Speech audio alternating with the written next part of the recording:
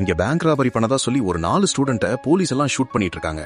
அங்க ஒருத்தன் யாருக்கோ கால் பண்ணிட்டு இருக்கும்போது அவனோட ஃப்ரெண்ட்ஸ் 2 பேரை போலீஸ் ஷூட் பண்ணிட்டு இவனையும் ஷூட் பண்ண வந்துடுறாங்க. அந்த நேரம் அவனுக்கு ஒரு கால் வருது. அவன் செல் எடுக்க போனது துப்பாக்கி எடுக்க போனான்னு சொல்லி அந்த இன்ஸ்பெக்டர் அவனை ஷூட் பண்ணிடுறாரு.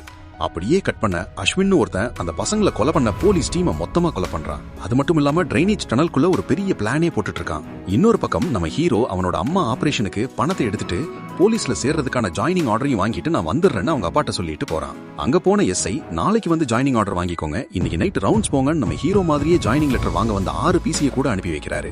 எல்லாரும் ரவுண்ட்ஸ் போய்கிட்டு இருக்கும்போது டிரைனேஜ்ல இருந்து ஒருத்தன் எந்திரிக்கிறான். அவனை பார்த்த ஒரு பிசி நைட் டிரைனேஜ் கிளீனிங்லாம் கிடையாது அப்படின்னு சொன்ன உடனே அவன் ஓட ஆரம்பிச்சிடறான். அவனை துரத்திக்கிட்டே வந்து அந்த 6 பேரும் ஒரு சேரிக்குள்ள வந்துடுறாங்க. சரின்னு பிரிஞ்சு போய் தேடுவோம்னு போகும்போது அங்க அந்த அஸ்வின் இருக்கான். ஆக்சுவலா அந்த சேரிக்கு கீழே இருக்கிற டனல்ல தான் அவன் பிளான் போட்டிருக்கான் போல. இப்ப பிசி அவன் கிட்ட போய் நீ என்ன பண்ற, நீ யாருன்னு கேட்கும் போதே தலையை வெட்டிடுறான். அதை பார்த்து பயந்த ஹீரோவும் மத்த ஆளுகளும் ஓடும்போது ஒவ்வொரு போலீஸா அங்க இருக்கிற ஆளுகளை கொலை பண்ண ஆரம்பிக்கிறாங்க.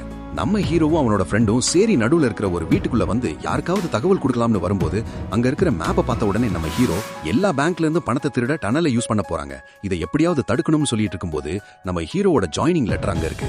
இப்பதான் நம்ம ஹீரோக்கே தெரியுது நம்மள பிளான் பண்ணி தான் இங்க வர வச்சிருக்காங்கன்னு. அது மட்டும் இல்லாம ஹீரோவோட கேர்ள் ஃப்ரெண்டையுமே அஸ்வின் கடத்தி வச்சிருக்கான். இப்பதான் நம்ம ஹீரோ போலீஸுக்கும் இந்த கேங்குக்குமே தொடர்பு இருக்கு, அதனால வாக்கி டாக்கி மூலமா எல்லா போலீஸ்க்குமே இதை இன்ஃபார்ம் பண்ணணும்னு பிளான் பண்றான்.